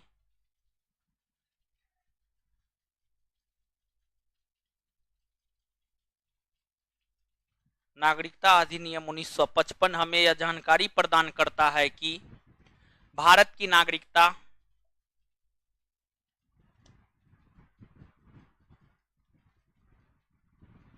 पांच प्रकार से प्राप्त की जा सकती है, 5 प्रकार से प्राप्त की जा सकती है तथा 3 प्रकार से छीनी जा सकती है, तथा 3 प्रकार से छीनी जा सकती है, तथा 3 प्रकार से छीनी जा सकती है।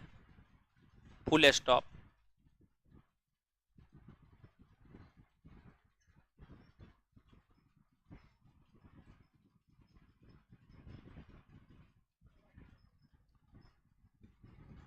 जो 5 प्रकार से प्राप्त हो सकती है वो निम्न है। जो 5 प्रकार से प्राप्त हो सकती है वो निम्न है।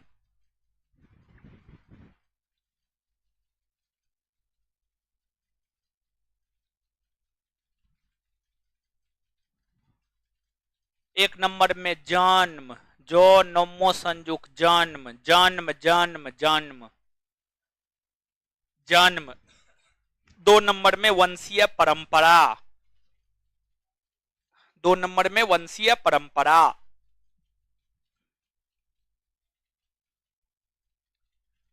3 नंबर में पंजीकरण, पंजीकरण रजिस्ट्रेशन, पंजीकरण, देशीयकरण, 4 नंबर में देशीयकरण, 5 नंबर में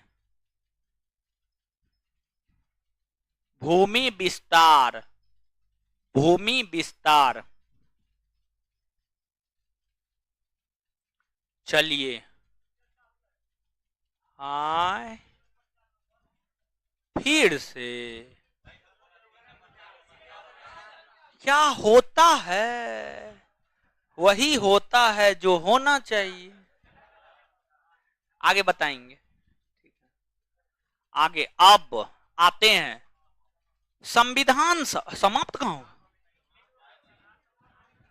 तो वो सब लिखाएंगे बाद में। अब आते हैं क्वेश्चन पर। कौन चीज पे? क्वेश्चन। संविधान सभा का क्वेश्चन नहीं करवाए हैं, कुछ क्वेश्चन करवाए हैं, बाकी है ना। और चैप्टर नंबर 1 होमवर्क दिए थे, अभी पूछेंगे, थोबड़ा बिगाड़ेंगे सबका एक तरफ से, समझ गए। तो चलिए अब आइए क्वेश्चन अपना अपना पलटिए। नोटबुक लाए हैं ना, ऑनलाइन वाले नोटबुक है ना, अपना अपना पलट लीजिए। चैप्टर नंबर 2 में कहां तक बताए थे? क्वेश्चन नंबर 25 तक। पलटिए अपना अपना नोटबुक।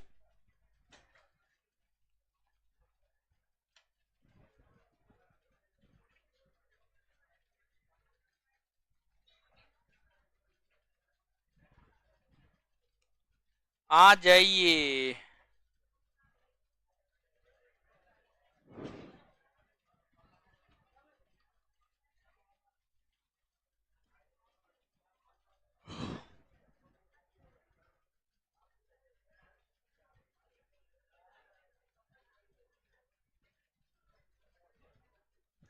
नागरिकता भारत का नहीं छीना जा सकता है बकलोल। हाँ, खत्म हो जाएगा, अपने आप खत्म हो जाएगा। अनुच्छेद 9 कहता है खत्म हो जाएगा। 9, अनुच्छेद 9।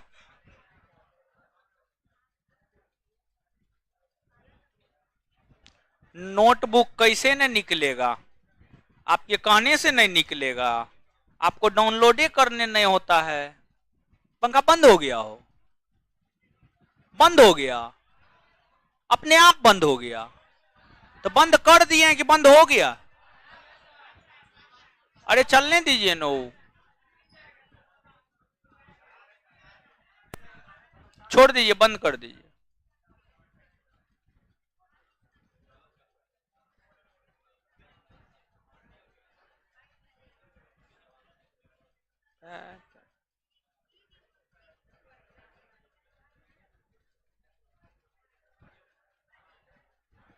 सत्रह नंबर क्वेश्चन फिर से समझा दे।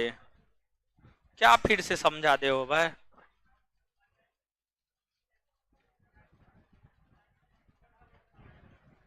नहीं, विपिन कुशवाहा नवादा नहीं, ऐसे थोड़े हो जाएगा।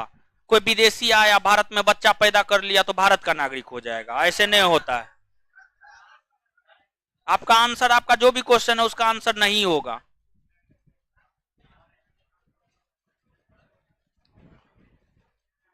ऐसे में तो कोई आके भारत में बच्चा पैदा कर देगा।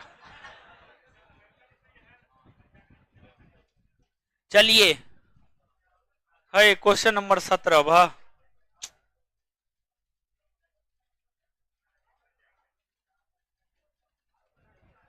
अरे ब्रिटिश प्रांत के अंतर्गत ही मुख्य कमिश्नरी क्षेत्र भी आता था। है, इसको बताइए ना कैसे इसका नोटबुक निकलेगा, भुका रहा है ये सब हमको।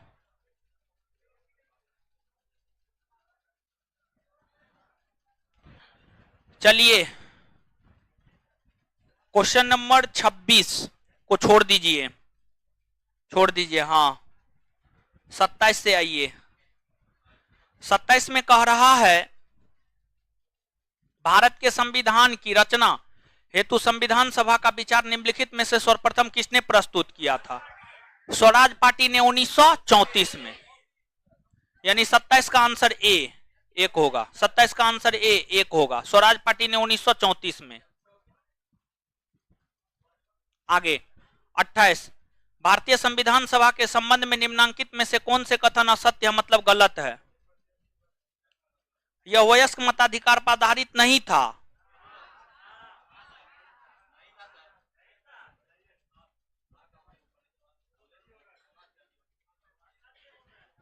है सुनिए, हल्ला मत कीजिए, गौर से।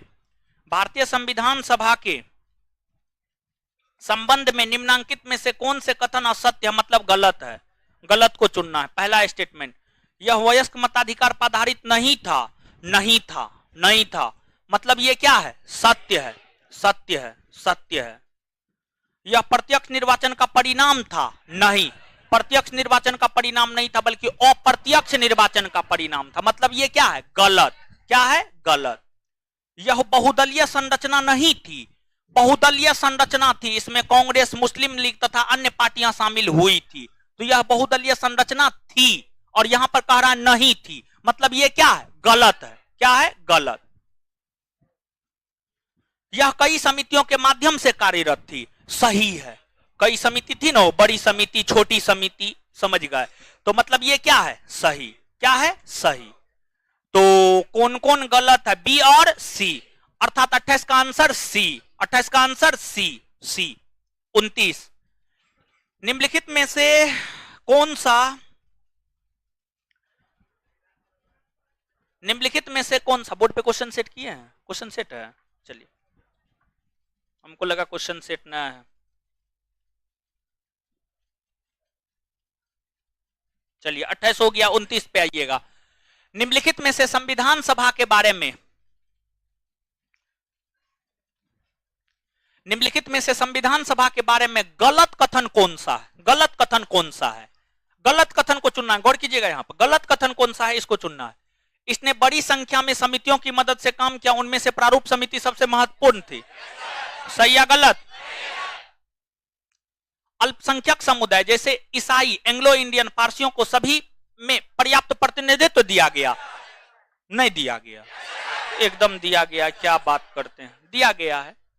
इसका निर्वाचन सार्वभौम वयस्क मताधिकार के आधार पर, वयस्क मताधिकार के आधार पर। भारत की आम जनता जो है जिस सदस्य को चुना वो संविधान सभा बनाया है, वो बनाया है ना। ऐसा तो नहीं है, ऐसा तो हम नहीं बताए, पता नहीं आप कहां से पढ़ लिए, हम तो ऐसा नहीं बताए हैं। मतलब ये क्या है? गलत है। और हमको चुनना क्या था? मतलब उत्तर क्या हो जाएगा? सी। क्या हो जाएगा? सी। भारत के संविधान का प्रारूप तैयार करने वाली संविधान सभा के सदस्यों को ब्रिटिश संसद द्वारा नामित किया गया था, गवर्नर जनरल द्वारा नामित किया गया था, विभिन्न प्रांतों की विधानसभाओं द्वारा चुना गया था, भारतीय राष्ट्रीय कांग्रेस और मुस्लिम लीग द्वारा चुना गया था। क्या होगा आंसर? विभिन्न प्रांतों की विधानसभाओं द्वारा चुना गया था। विभिन्न प्रांतों की विधानसभाओं द्वारा चुना गया था। भारतीय इतिहास के संदर्भ में प्रांतों से संविधान सभा के सदस्य उन प्रांतों के लोगों द्वारा सीधे निर्वाचित हुए थे। भारतीय राष्ट्रीय कांग्रेस तथा मुस्लिम लीग द्वारा नामित हुए थे, प्रांतीय विधानसभाओं द्वारा निर्वाचित हुए थे। यह सही होगा? कॉपी पलट के देखिए, नहीं बताए, एकदम बताए हैं। क्या बात करते हैं। भारत की संविधान सभा का प्रथम अधिवेशन कब शुरू हुआ? 9 दिसंबर 1946। भारतीय संविधान सभा के उद्घाटन अधिवेशन की अध्यक्षता किसने की है? डॉक्टर सच्चिदानंद सिन्हा। डॉक्टर सच्चिदानंद सिन्हा। संविधान सभा के चुने हुए अस्थायी अध्यक्ष कौन थे? आए? राजेंद्र प्रसाद। डॉक्टर राजेंद्र प्रसाद। भारत की संविधान निर्मात्री सभा के अध्यक्ष कौन थे?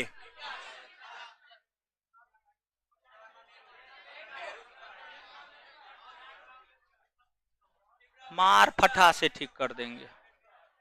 एक तरफ से सबको पीट देंगे हम। होशबास में जवाब दीजिए। क्या? भीमराव अंबेडकर?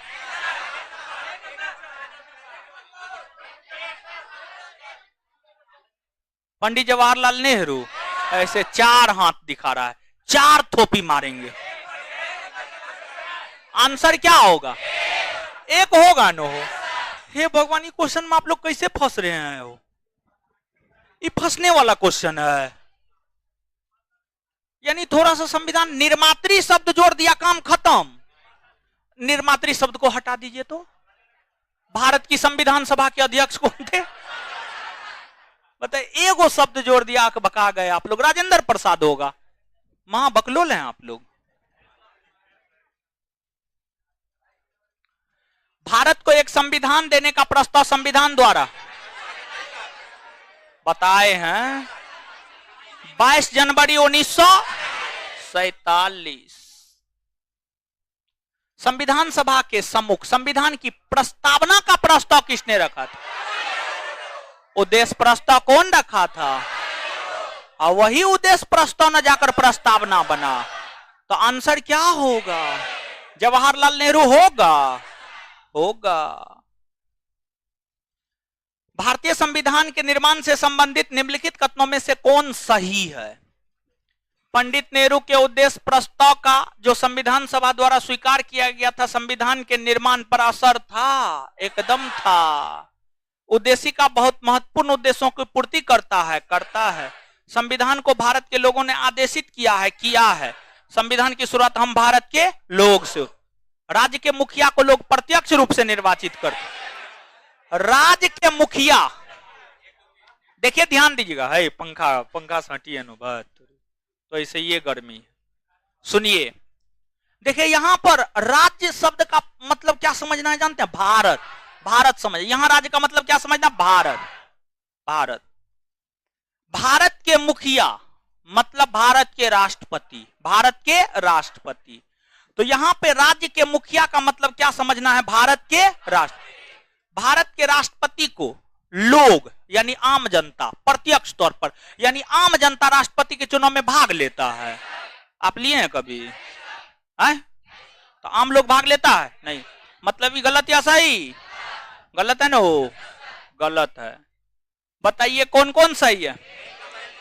1, 2 और 3। भारतीय संविधान को बनाने हैं तो संविधान सभा के कुल कितने अधिवेशन? कितने बार? भारत की संविधान सभा की अंतिम बैठक की सही तिथि 24 जनवरी 1950। भारत के संविधान के निर्माण में 2 वर्ष 11 महीना। चलिए सूची एक्स को सूची वाई से मिलाइए। संघ संविधान समिति के अध्यक्ष जवाहरलाल नेहरू। राजस्थान की रियासतों का प्रतिनिधित्व करने वाले संविधान सभा का सदस्य। प्रारूप समिति के मूलतः एकमात्र कांग्रेसी सदस्य के.एम. मुंशी। संविधान सभा के पहले उपाध्यक्ष एच.सी. मुखर्जी। राजस्थान से वी.टी. कृष्णा मचा। मिलाइए तो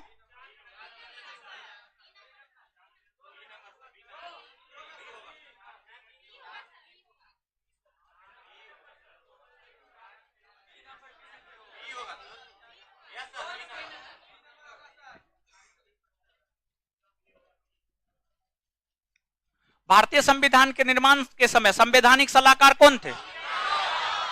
बी.एन. राव। भारतीय संविधान सभा का प्रथम प्रारूप तैयार किया गया था।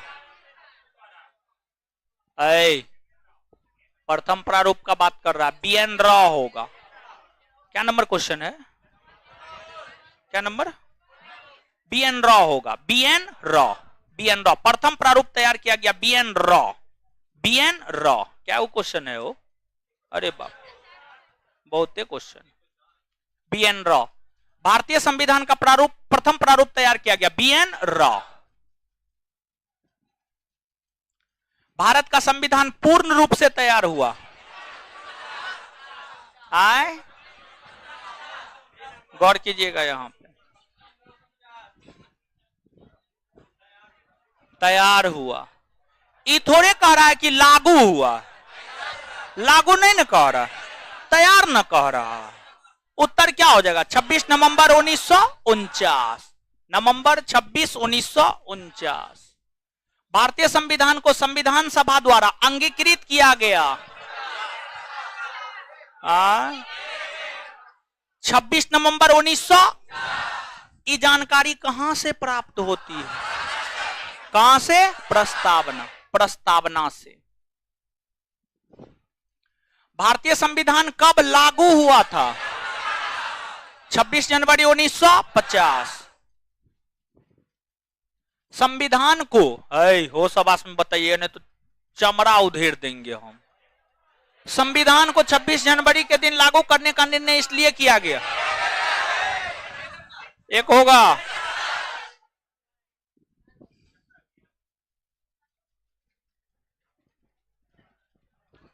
भारतीय संविधान को अपनाया गया, बोलिए, संविधानिक सभा। तेज हो गए आप लोगों। भारत का संविधान अंगीकृत एवं अधिनियमित हुआ नवंबर 26 1949। इस सब में कंफ्यूजन नहीं ना है? बी.आर. अंबेडकर का संविधान सभा में सर्वप्रथम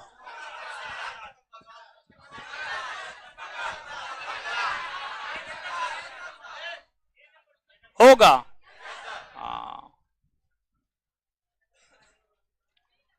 डॉक्टर भीमराव अंबेडकर का जन्म और मृत्यु 1891 में जन्म, मृत्यु 1956। निम्नलिखित कथनों पर विचार कीजिए। तृतीय गोलमेज सम्मेलन के विचार विमर्श की परिणति भारत सरकार अधिनियम 1935 के पारित होने के रूप में हुई। सही है।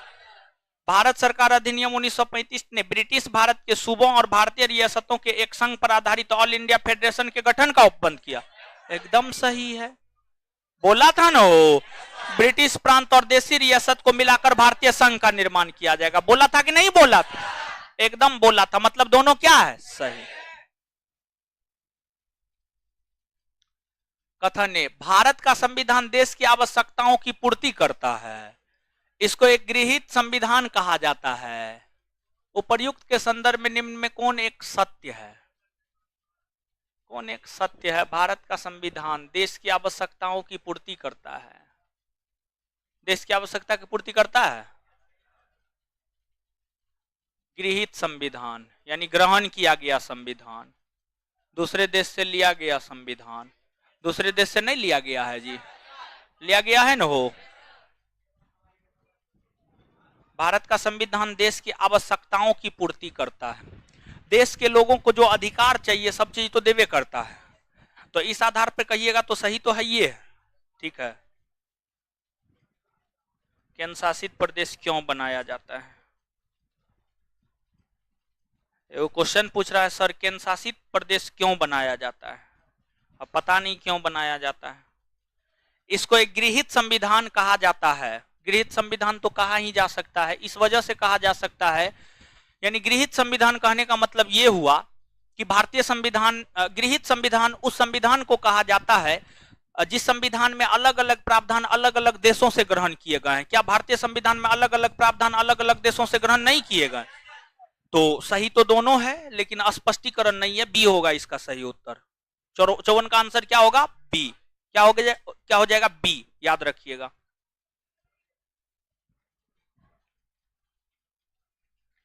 वो 3 प्रकार कौन है जो अधिकार छीन सकता? अधिकार थोड़े, अरे नागरिकता। आप लोग तो क्वेश्चन गलत बोलते हैं। परित्याग, वंचित, बर्खास्तगी। नहीं बोले हैं, बोले तो हैं, आगे लिखाएंगे ना। जानते हैं ये ऑनलाइन वाला सब और बकलोल है, ये लोग चाहता है एक के दिन में हम विद्वान बन जाए। ठीक है, अरे आराम आराम से पढ़िए ना, हो बर्दाश्ते नहीं होता है।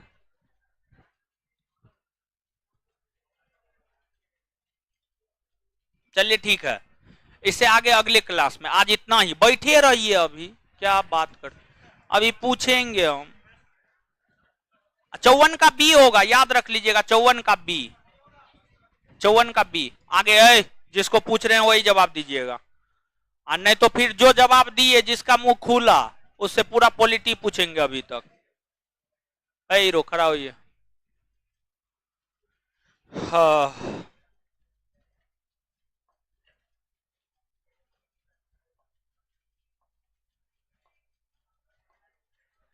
किस अधिनियम द्वारा केंद्रीय विधान परिषद में मुस्लिम वर्ग के लिए पृथक निर्वाचन की व्यवस्था की गई?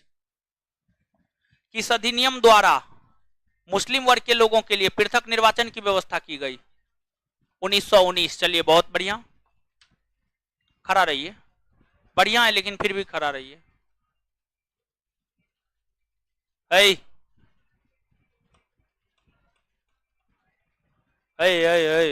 खड़ा खड़ा होइए। हाँ, केंद्र में कौन सा एक्ट द्विसदनीय विधायिका का प्रावधान करता है? आए 1909, 19, 35, 47। मास्क हटा करके बोलिए। 1947। बहुत बढ़िया, लेकिन फिर भी खड़ा रहिए। इतना बढ़िया से बोले थे पढ़ के आइएगा, फिर भी नहीं पढ़ के आए, मुंह तोड़ देंगे हम, चिंता मत कीजिए।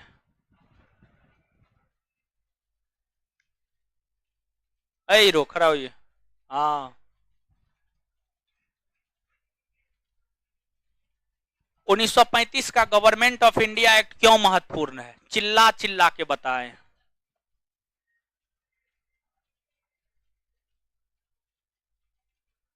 पढ़े हैं? नहीं पढ़े हैं, बकरी चराने आए हैं पटना। अरे चश्मा वाली खड़ा होइए। हाँ, अरे कौन वो है जिस रोज जिसका हम चेहरा देख लिए, यहाँ ला के ऊपर से नीचे तक बर्बाद कर देंगे हम। ऐसा बर्बाद करेंगे ना, पटना का कोई हॉस्पिटल भर्ती नहीं लेगा, समझे?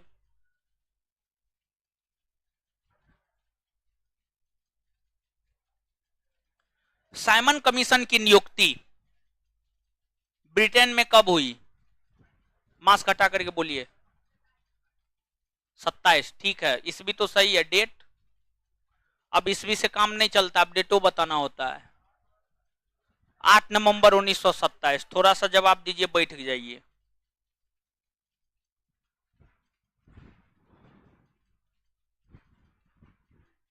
टोपी छुप रहा है, खड़ा होइए। छुप रहा है, मुंह छुपा रहा है, छुप के जाइएगा कहाँ? केडी यादव थ्योरी करवाएंगे, थ्योरी थ्योरी थ्योरी। किस अधिनियम की प्रमुख विशेषता प्रांतीय स्वायत्तता है?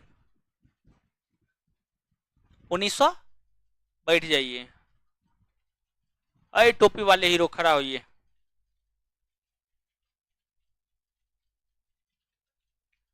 किस अधिनियम ने भारतवासियों को अपने देश के प्रशासन में कुछ हिस्सा लेना संभव बनाया? 1813। चलिए बहुत बढ़िया है, बोलिए ना। 1921, 23, 1931। चलिए ठीक है, बहुत बढ़िया, लेकिन बैठिए नहीं। चलिए हीरो खड़ा होइए।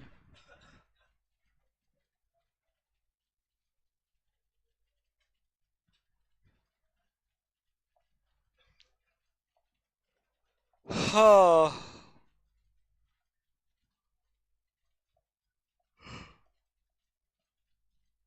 हाँ। किसकी अध्यक्षता में प्रथम विधि आयोग का गठन हुआ?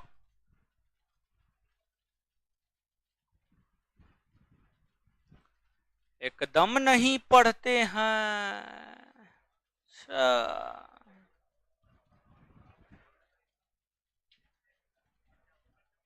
देखिए ऑनलाइन वाला इतना बड़ा फट्टा है। लीजिए लीजिए लीजिए, कैमरा मेरा नहीं फूटना चाहिए।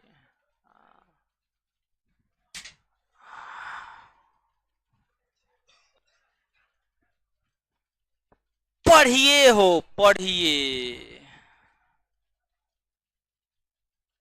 पढ़िए, नहीं पढ़िएगा ना तो ऐसे ये फटियाएंगे। वो तो आप कोई बोल दिया होगा। आइए आइए ना, आइए, स्वागत है। नीचे हो गया है। अरे रुकिए, रुक जाइए, हमको निकलने दीजिए और तब जाइएगा। मेरा नीचे डिस्कशन खत्म हो गया, मेरा तुरंत डिस्कशन है। एक बार दोनों के लिए जोर से ताली बजा दीजिए तो। अरे शांति बनाइए।